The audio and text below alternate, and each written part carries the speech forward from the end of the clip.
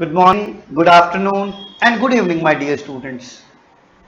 कैसे हैं आप सब लोग? देखिए, आज जैसा कि आप स्क्रीन पे देख रहे हैं, we are going to start chapter 3 of macroeconomics named as different aggregates of national income. और जब डिफरेंट एग्रीगेट्स पढ़ते हैं तो इन एग्रीगेट से रिलेटेड कुछ बेसिक कंसेप्ट्स हैं, या मैं यूं बोलूं कि कुछ कीवर्ड्स हैं। उन कीवर्ड्स को अगर आप समझ लेंगे तो आपको नेशनल इनकम का एस्टिमेशन करने में इतनी सी भी प्रॉब्लम नहीं आएगी। देखिए, सबसे पहला वर्ड अकाउंटिंग ईयर। देखिए डियर स्टूडेंट्स, जब हम नेशनल इनकम का एस्टिमेशन करते हैं, the reference period is 1 accounting year. और आप सब ने जब अकाउंट्स की पहली क्लास लगाई होगी तो आप सबको याद है कि आपके टीचर ने बताया होगा कि बुक्स ऑफ अकाउंट्स जो हैं वो एक ईयर के लिए मेंटेन की जाती हैं। एक ईयर मींस वो ईयर हो सकता है 1 जनवरी टू 31 दिसंबर, किसी दीपावली से दीपावली, किसी और फेस्टिवल से फेस्टिवल, यानी एक ईयर को बेस बना के बुक्स ऑफ अकाउंट्स मेंटेन किए जाते हैं।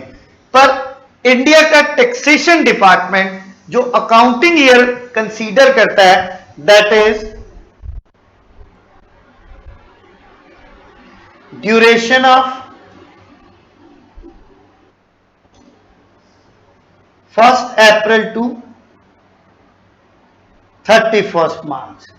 10 तो हम क्या बोलेंगे, हम उस टैक्सेशन डिपार्टमेंट के अकाउंटिंग ईयर को मैच करते हुए या उसी को फॉलो करते हुए क्या मानेंगे कि अकाउंटिंग ईयर जो है वो ड्यूरेशन है 1 अप्रैल से 31 मार्च। या क्या कहेंगे कि नेशनल इनकम की जो अकाउंटिंग है done by the CSO in India. CSO full form क्या है? Central statistical organisation is between 1 April to 31 March. अब जब हम नेशनल इनकम का एस्टिमेशन करते हैं, we consider income of the normal resident. किसकी इनकम लेकर चलते हैं बच्चे? Normal resident. कौन है नॉर्मल रेजिडेंट? अब जब नॉर्मल रेजिडेंट की बात करते हैं हम क्या बोलते हैं? हम बोलते हैं normal resident is a person or an institution which is living in the economy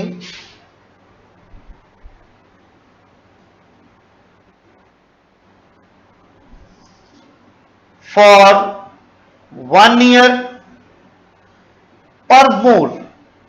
जो इकोनॉमी में 1 साल या उससे कुछ ज्यादा से रह रहा है, एंड हिज और her economic interest lies in that economy और कंट्री। अब है ना सर, हम थोड़े से कंफ्यूज हैं about economic interest. Economic interest means उसके प्रोडक्शन को उसी इकोनॉमी में काउंट किया जाता है, यानी उसका इकोनॉमिक कंट्रीब्यूशन उसी इकोनॉमी में ऐड होता है। तो आप क्या बोलेंगे? That is known as normal resident. अब नॉर्मल रेजिडेंट की बात करते हैं तो आपको एक सिंपल सा एग्जांपल देता हूं कि देखिए, जैसे मैं अपने परिवार का नॉर्मल रेजिडेंट हूं क्योंकि वहीं रहता हूं और इकोनॉमिक इंटरेस्ट मेरा मेरी फैमिली में ही लाई करता है। अब नॉर्मल रेजिडेंट कौन नहीं है? जैसे one of my cousin is studying in medical college Rohtak. Medical college में पढ़ता है। हुआ क्या कि लॉकडाउन की ड्यूरेशन में उसके पेरेंट्स को लगा कि इसे हॉस्टल में नहीं रहना चाहिए, कोरोना का खतरा है, तो उन्होंने रिक्वेस्ट की कि इसको अपने घर रख लो, वहां से अगर इसकी क्लासेस लगेंगी तो क्लासेस में चला जाएगा, या ड्यूटीज लगेंगी तो ड्यूटीज पे चला जाएगा, वहां हॉस्टल में नहीं। तो हम उसको अपने घर ले आए। अब वो मेरे घर में रह रहा है और उसका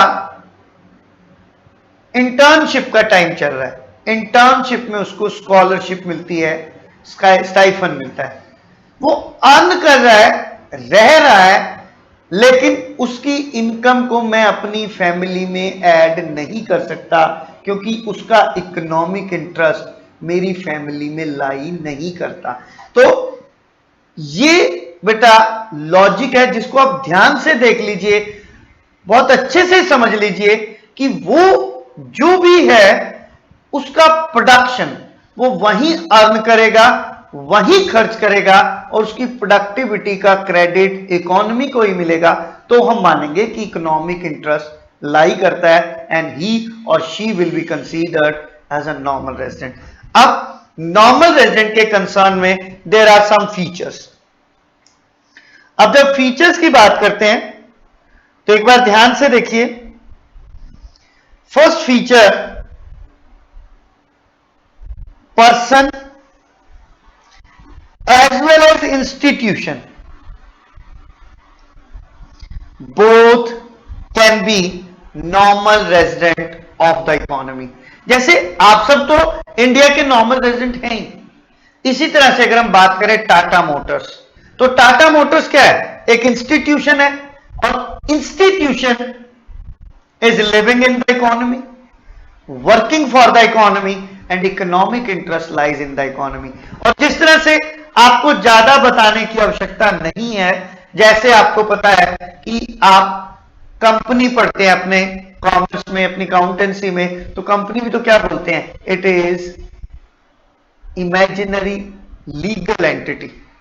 क्या है ये? लीगल एंटिटी है, सिर्फ फ्लैश और ब्लड की बनी हुई है, लेकिन हर इकोनॉमिक एक्टिविटी कर सकती है, अर्न कर सकती है, सेल कर सकती है, प्रोडक्शन कर सकती है, कोई इस पे स्यू कर सकता है, या किसी पे स्यू मतलब केस फाइल करना। तो इन सभी फीचर्स के अकॉर्डिंग पर्सन भी नॉर्मल रेजिडेंट हो सकता है, और इंस्टीट्यूशन भी नॉर्मल रेजिडेंट हो सकता है। नेक्स्ट, नंबर सेकेंड,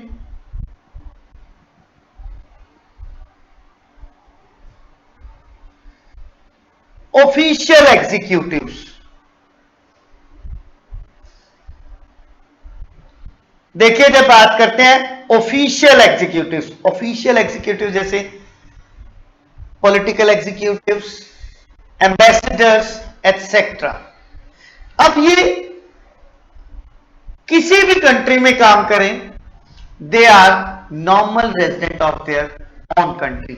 जैसे इंडियन एम्बेसी यूएसए में है, तो वहां इंडियन एम्बेसडर बैठा है। अब एम्बेसी क्या होती है? जब दो कंट्रीज आपस में ट्रेड और पॉलिटिकल रिलेशंस रखते हैं, तो वो अपने अपने देशों में एम्बेसी खोल लेते हैं। जैसे इंडिया का यूएसए से है, तो इंडियन एम्बेसी यूएसए में होगी और यूएसए एम्बेसी इंडिया में होगी। एम्बेसडर क्या करता है?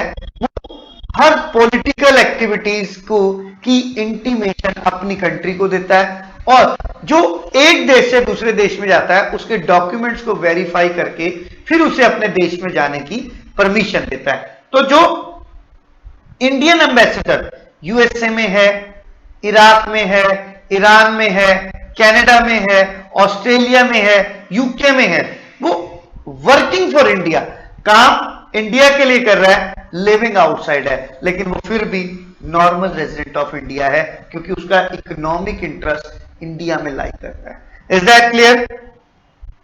थर्ड,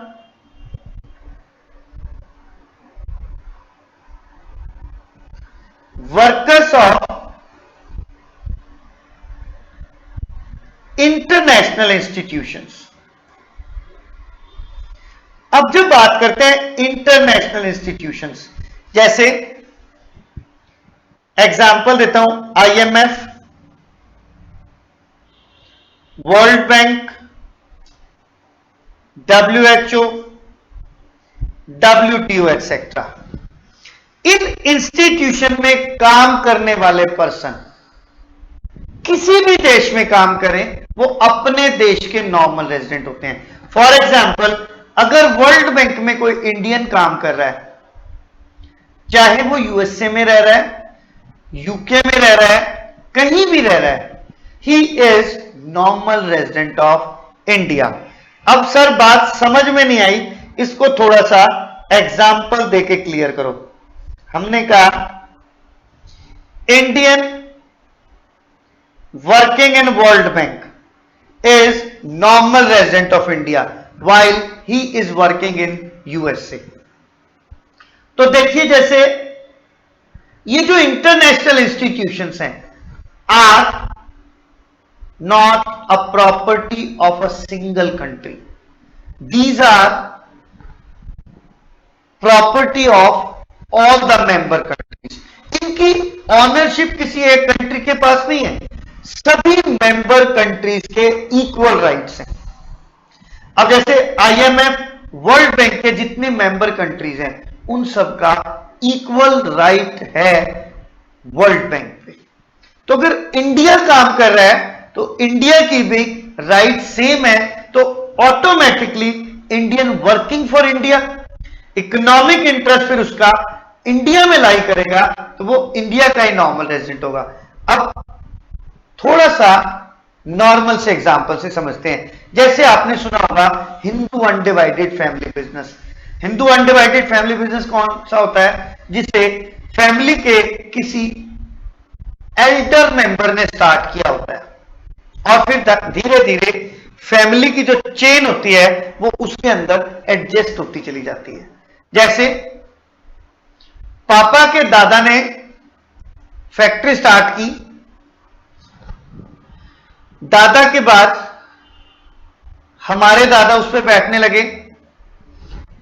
पापा और 4 भाई थे, बड़े पापा यानी ताऊ जी, फिर पापा, फिर छोटे 2 चाचा।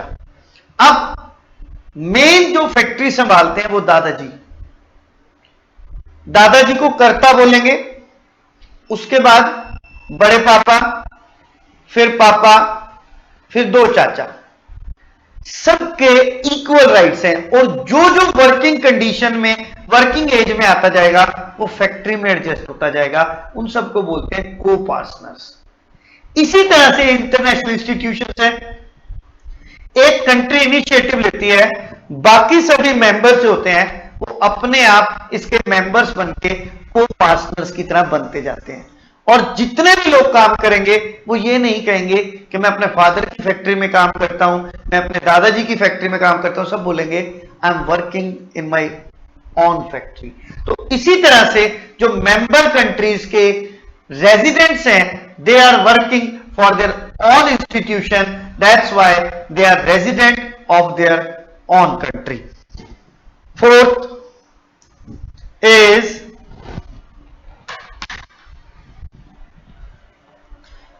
persons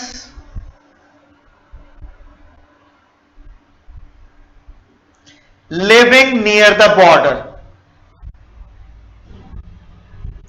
जो अंतरराष्ट्रीय सीमाओं के साथ रहते हैं। But there are 2 conditions. First, living in one country,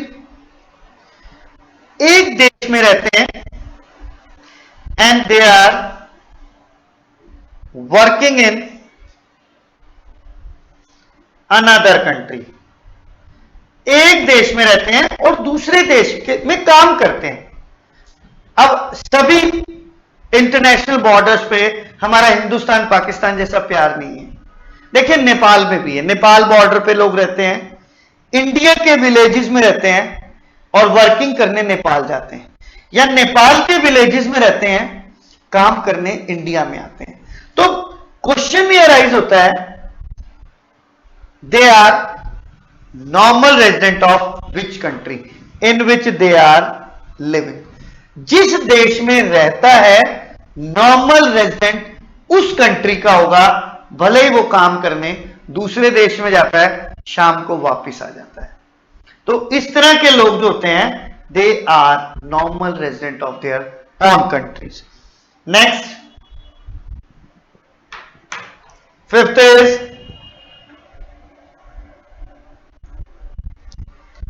domestic cargo services. For example, अब कार्गो क्या, जो माल ढोने वाले होते हैं.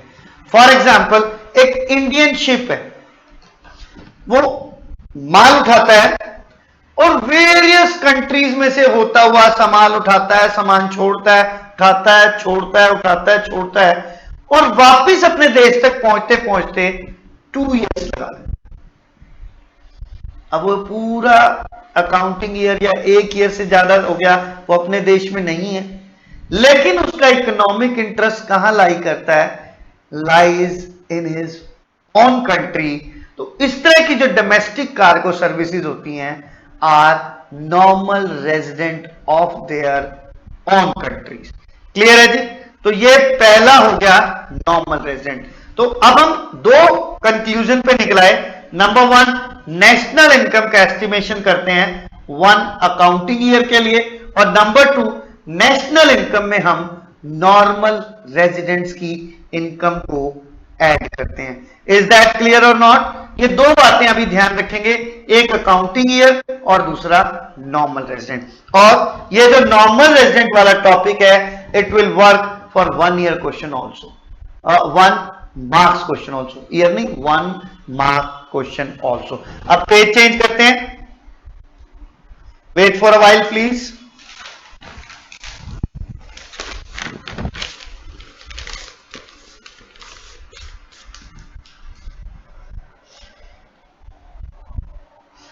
Now, second topic is domestic territory of an economy. Second is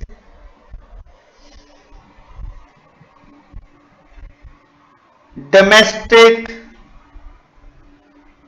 territory of an economy. अब डोमेस्टिक टेरिटरी को कैसे डिफाइन करेंगे? हम क्या बोलते हैं, डोमेस्टिक टेरिटरी रेफर्स टू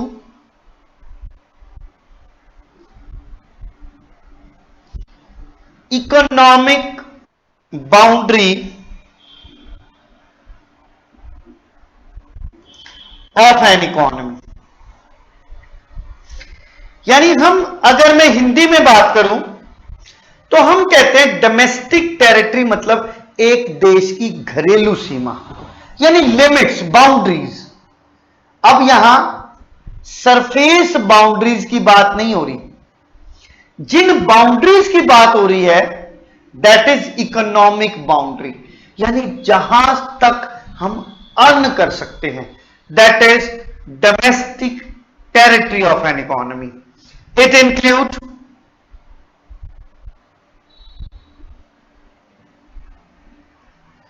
अब देखिए, डोमेस्टिक टेरिटरी को समझाने के लिए मैं आपको एक छोटा सा एग्जाम्पल देता हूं.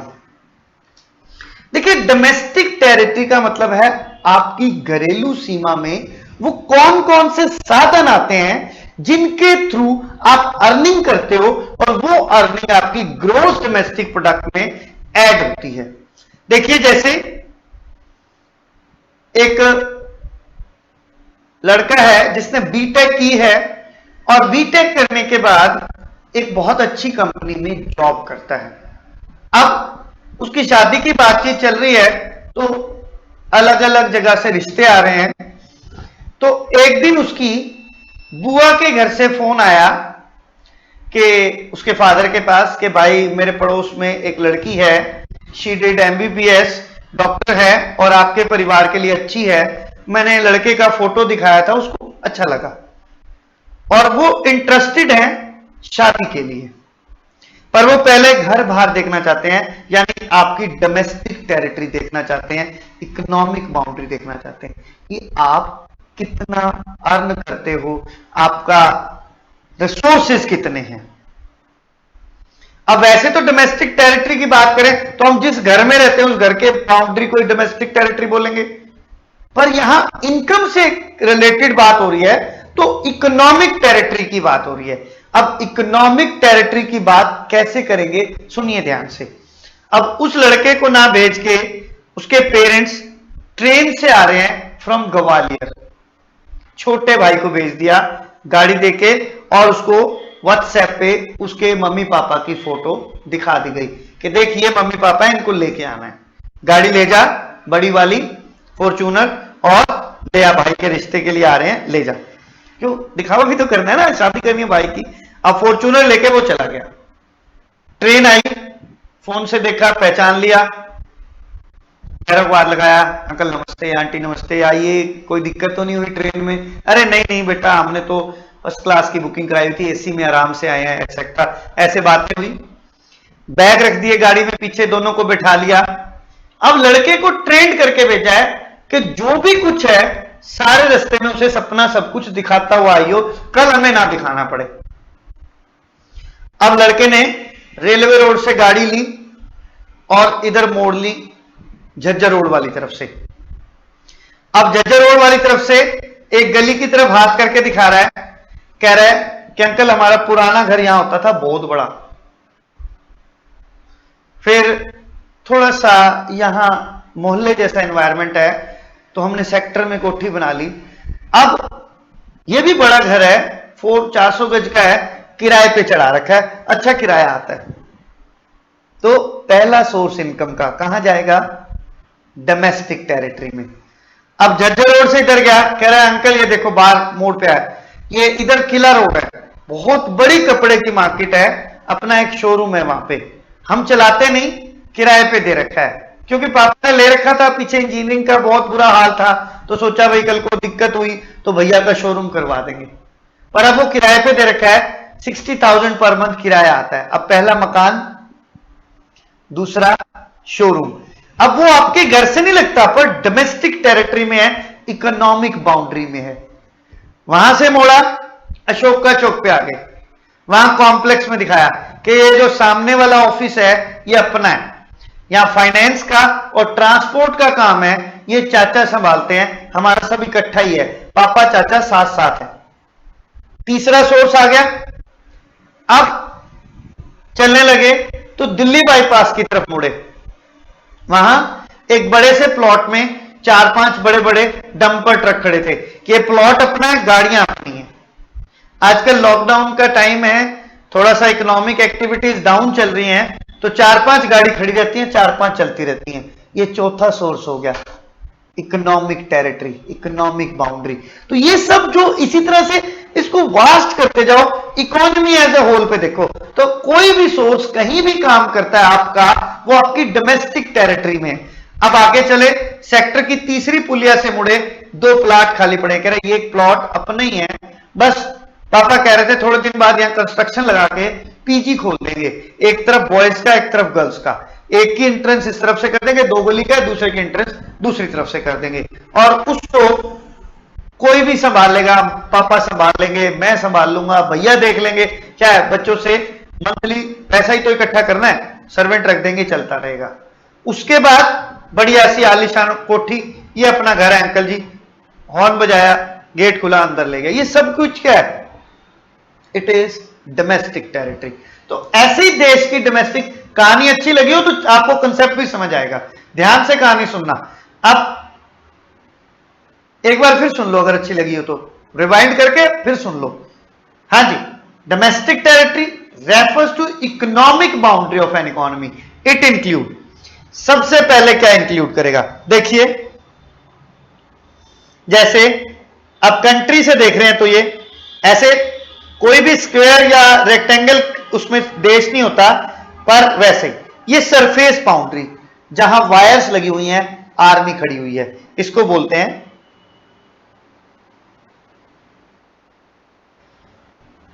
सरफेस बाउंड्री, और इट इज नोन एज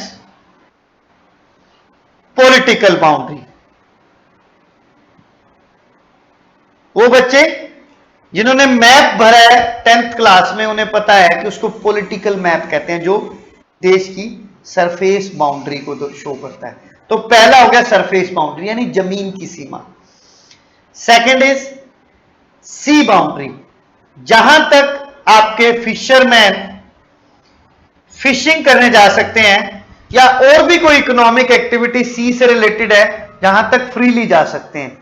उसके बाद अगर जाएंगे तो दूसरा देश पकड़ लेगा और विदेशी जासूस मान के जेलों में भर लेगा, जैसे कई बार पाकिस्तान की जेलों में पकड़ लिए जाते हैं, भर लिए जाते हैं इंडियंस। थर्ड एयर बाउंड्री, जहां तक आपके एयरफोर्स के प्लेन्स प्रैक्टिस कर सकते हैं, क्योंकि उसके बाद तो फिर वो मिसाइल मार के गिरा लेंगे, जैसे अभिनंदन को पकड़ लिया था, वो उस लिमिट से बाहर चला गया था। उस लिमिट तक ये आपकी एयर बाउंड्री है, क्योंकि डिफेंस भी इकोनॉमिक एक्टिविटी है तो एयर बाउंड्री को भी डोमेस्टिक टेरिटरी में ऐड करते हैं। फोर्थ इज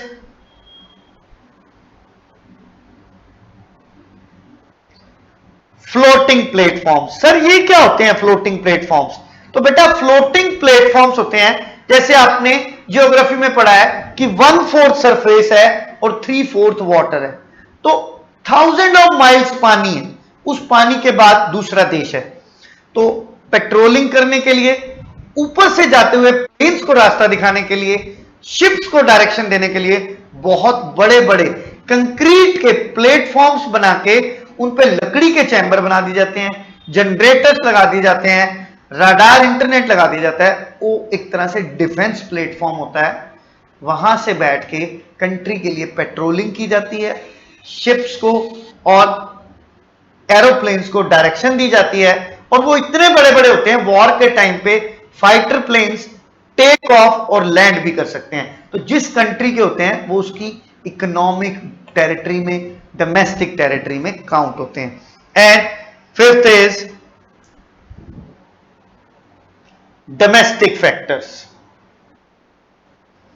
जैसे हमारी बोट्स है मछली पकड़ने वाली, अगर किसी दूसरे देश में भी जाती हैं तो वो हमारी डोमेस्टिक टेरिटरी में काउंट होती है। इज दैट क्लियर और नॉट? तो ये आपकी डोमेस्टिक टेरिटरी है, और डोमेस्टिक टेरिटरी में जो भी इनकम जनरेट होगी हम उसको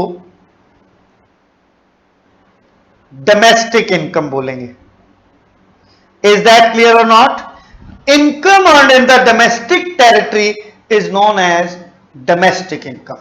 अब इस बात को ध्यान में रखेंगे बहुत अच्छे ढंग से, क्योंकि इन्हीं, यहां नंबर 3 आएगा, इन्हीं कंसेप्ट्स के बेस पे आप एग्रीगेट्स को पिरो पाओगे। वो मोती हैं, आपको एक एक समझा दूंगा, आप पिरोते जाइए, एक एक कंसेप्ट बनता जाएगा। ये बात बहुत ध्यान रखना। अब fourth is depreciation. Depreciation means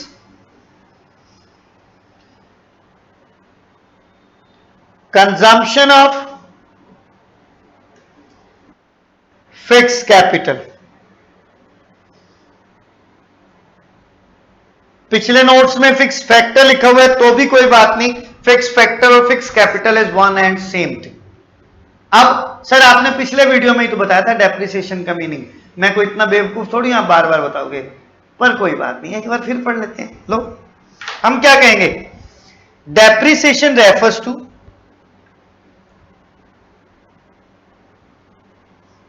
decrease in value of fixed assets during production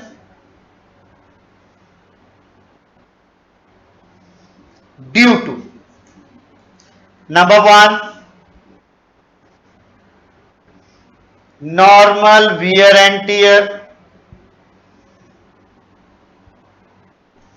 number 2 expected obsolescence,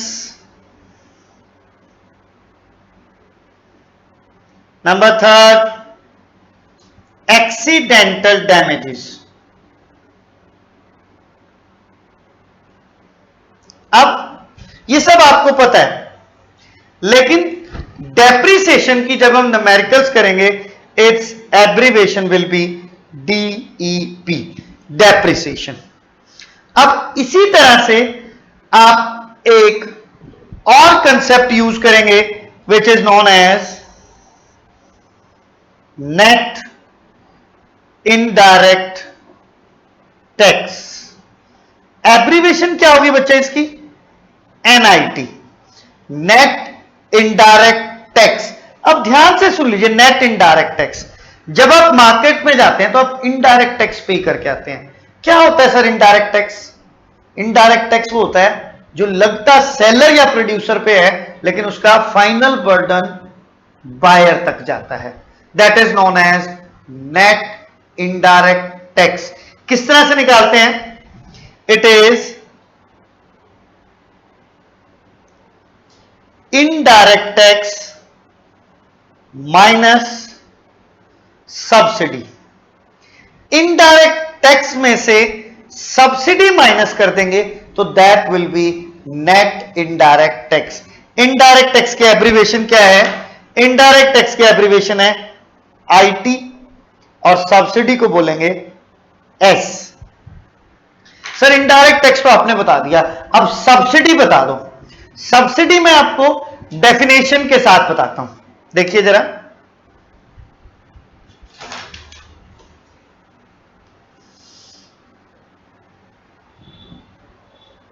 पहले इनडायरेक्ट टैक्स क्या कहेंगे? हम कहेंगे indirect tax is that tax which is imposed on one person, person कौन है? सेलर या producer, and paid by some other person। एक person पे लगता है लेकिन इसकी पेमेंट कोई और करता है। For example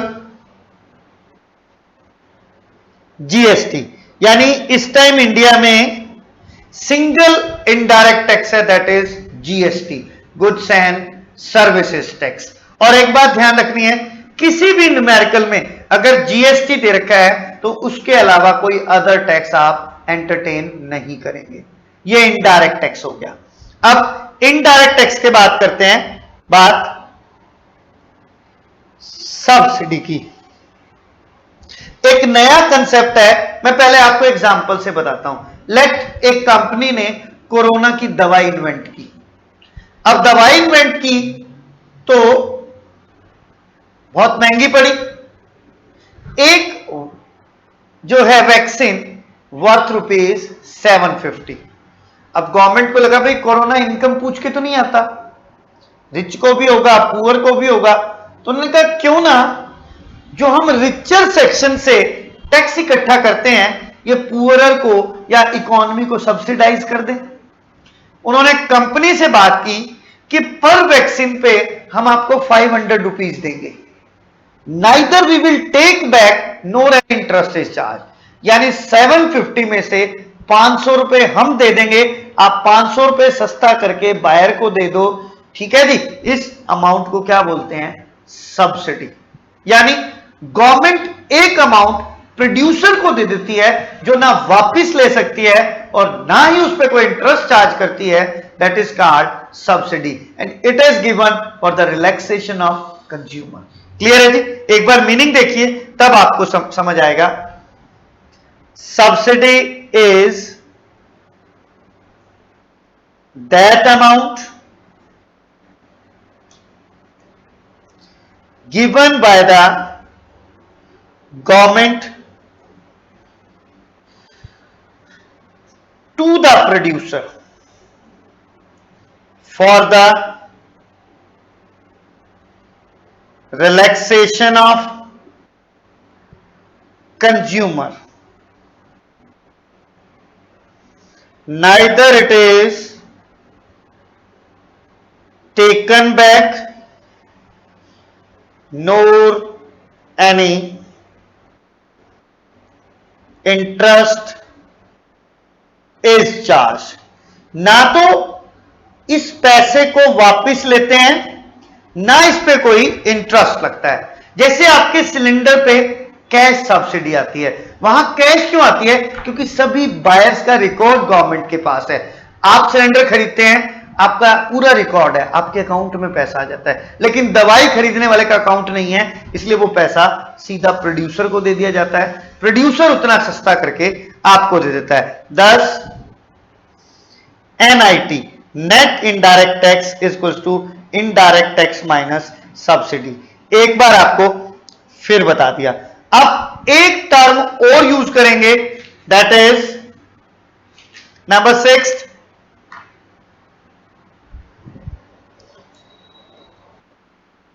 net factor income from abroad. Short form में क्या कहेंगे? NFYA, net factor income from abroad. हमारे कुछ फैक्टर अब्रॉड में काम करने जाते हैं, जैसे स्टेट बैंक ऑफ इंडिया की ब्रांच लंदन में है, तो वहां से जो पैसा आएगा that is factor income from abroad, वो हमारी जेब में आ रहा है। वर्ड पे ध्यान दीजिए, फैक्टर इनकम फ्रॉम अब्रॉड। कैसे बोल रहा हूं? From abroad. कहां इशारा जा रहा है? आपकी जेब की तरफ। Factor income from abroad, feel करो, देखो आपकी जेब में आ रहे हैं पैसे। फैक्टर इनकम फ्रॉम अब्रॉड, जादू हो रहा है। कुछ उनके हमारे यहां काम करने आते हैं, तो उनको जो पे करते हो that is factor income to abroad. ये देखिए जेब से जा रहा है तो माइनस करोगे, क्या बोलोगे इसको? Factor income to abroad.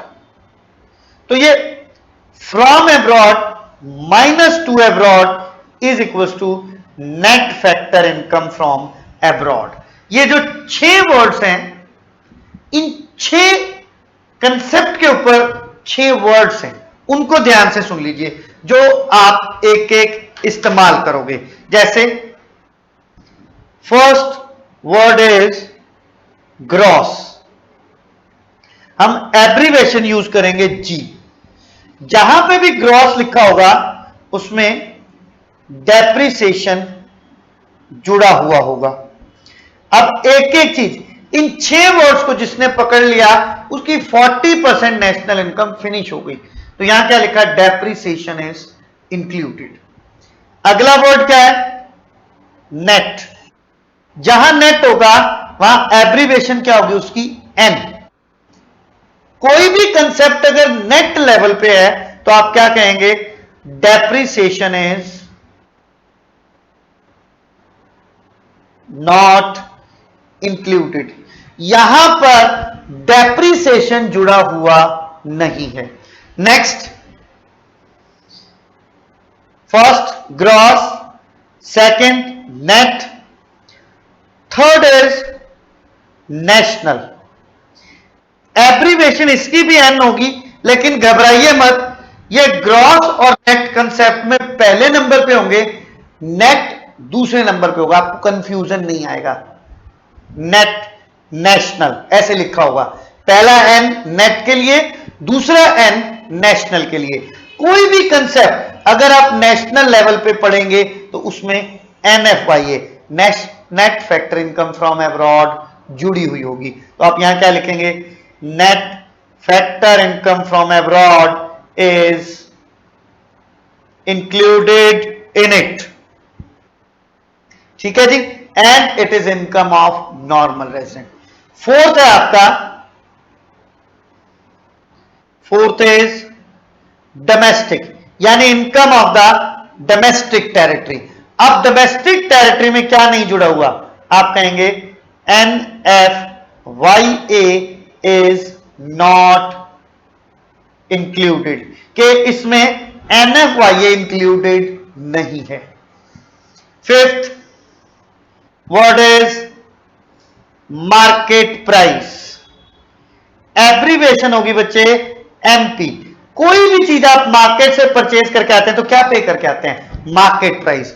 Market जाओ, खरीदने जाओ, क्या पे करके आओगे? Market price. और जब मार्केट प्राइस पे करके आओगे तो घर आओ, थैला उल्टा करो, सामान निकालो, डिब्बा उल्टो, डिब्बे को उल्टते उसके ऊपर लिखा होता है MRP, मैक्सिमम रिटेल प्राइस, नीचे लिखा है इंक्लूसिव ऑफ ऑल टैक्सेस, यानी मार्केट प्राइस में क्या जुड़ा हुआ है, ऑल टैक्सेस, और टैक्स कौन सा लगता है, NIT, net indirect tax.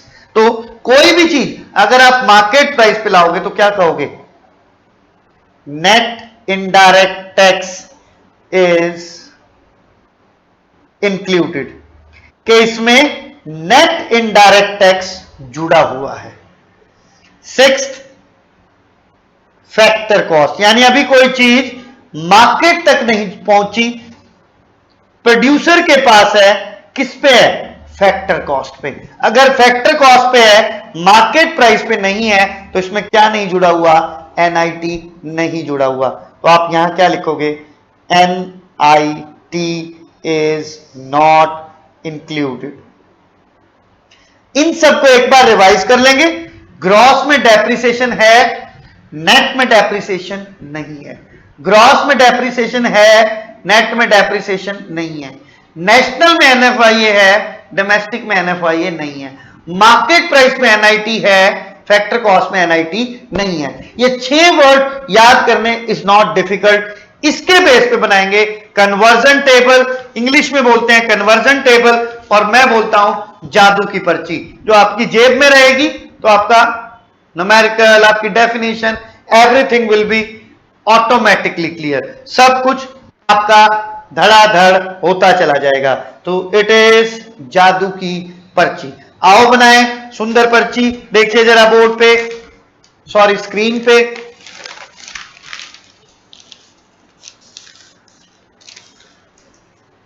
Now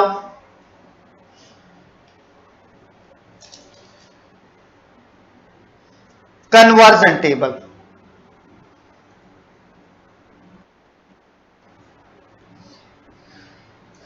conversion table के लिए क्या करेंगे, आप 6 बॉक्सेस बना लीजिए, बिल्कुल सुंदर सुंदर, अच्छे अच्छे।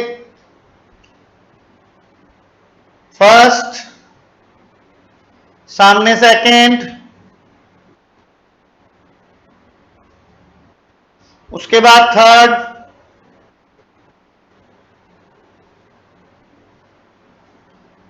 यहां फोर्थ, फिर फिफ्थ, यहां सिक्स्थ। बन गए 6 बॉक्सेस।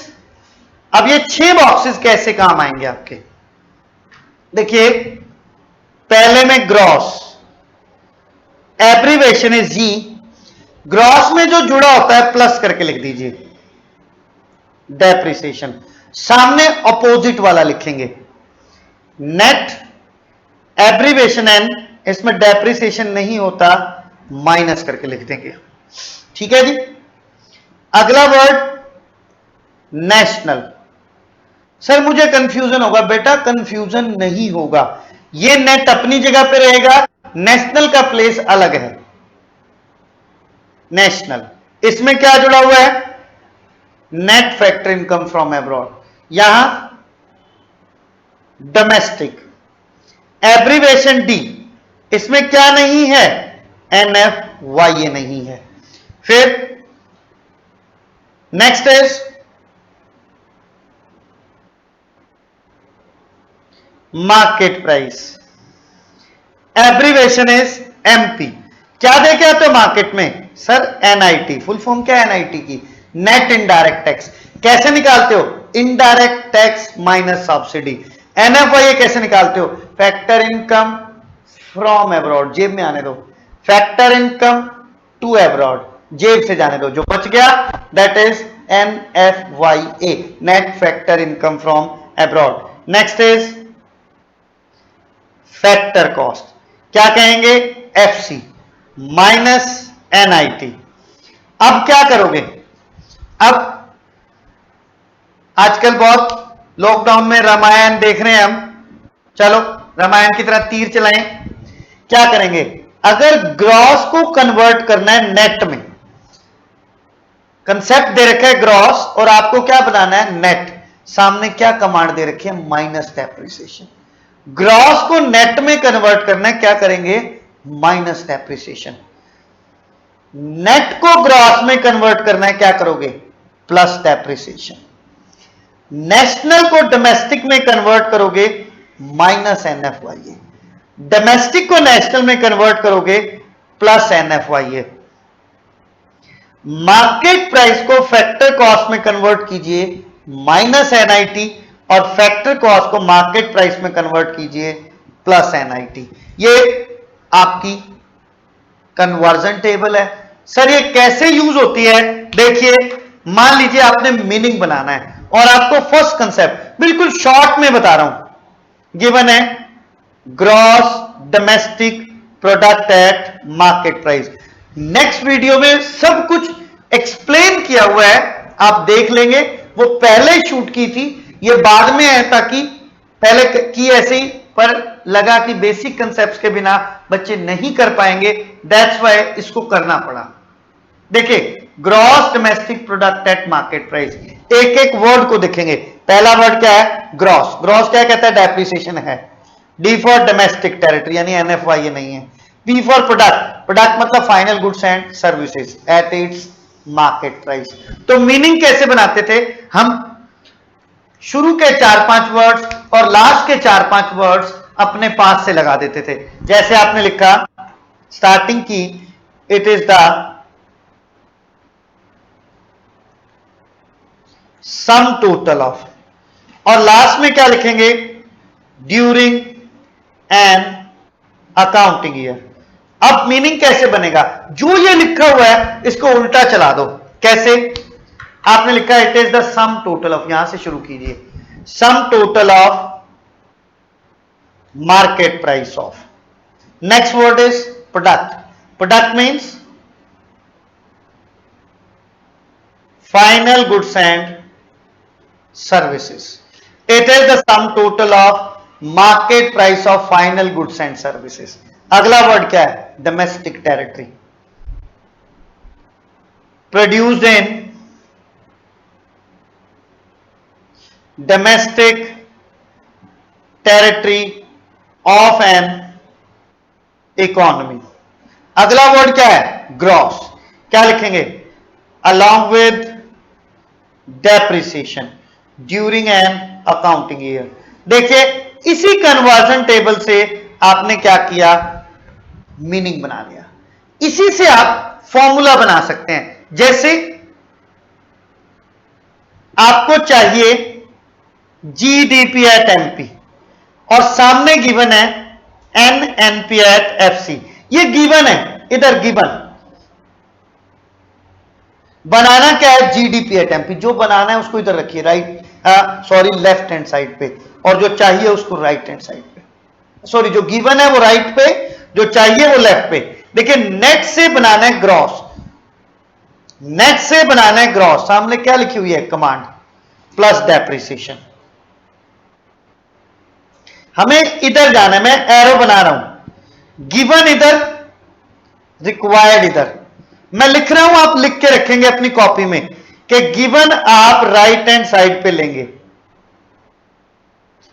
और रिक्वायर्ड आप लेफ्ट हैंड साइड पे लेंगे। आपके फॉर्मूले इस तरह से बनेंगे। अब नेशनल से डोमेस्टिक, देखो कोई कंफ्यूजन नहीं है, ग्रॉस और नेट पहले नंबर पे आएंगे, डोमेस्टिक और नेशनल दूसरे पे। कोई कंफ्यूजन नहीं हो रहा है ना? नहीं हो रहा सर।